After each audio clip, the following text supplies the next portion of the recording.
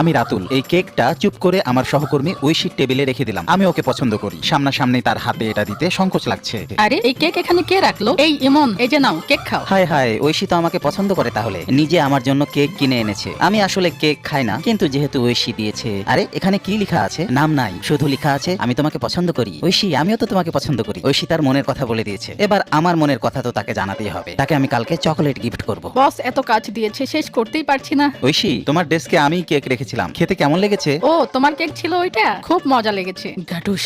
Yahoo, আমার আনা cake সে পছন্দ করেছে। ঐশী সেদিন আমাকে সরাসরি কেক দিল। আমি চকলেটটা গোপনেই রাখি তার টেবিলে, হাতে হাতে দেওয়ার সাহস পাচ্ছি না। টেবিলে চকলেট দেখে ঐশী মনে করে এটা সেই কেক দেওয়া রাতুলেরই কাজ। সে বুঝলোই না এটা ইমন দিয়েছে। রাতুল কালকে কেক দিয়ে গেল, আজকে আবার চকলেট দিয়েছে। রাতুল, তোর চকলেট তুই খা। আরে আমার টেবিলে কে এই চকলেট রেখেছে? ঐশী, এই চকলেট কি তুমি রেখেছো আমার টেবিলে? হ্যাঁ। কেন রেখেছো? আমাকে কারণ ব্যাখ্যা করতে হবে? আরে মনে হচ্ছে ওর সাথে আমার জমেই গেছে। খুলে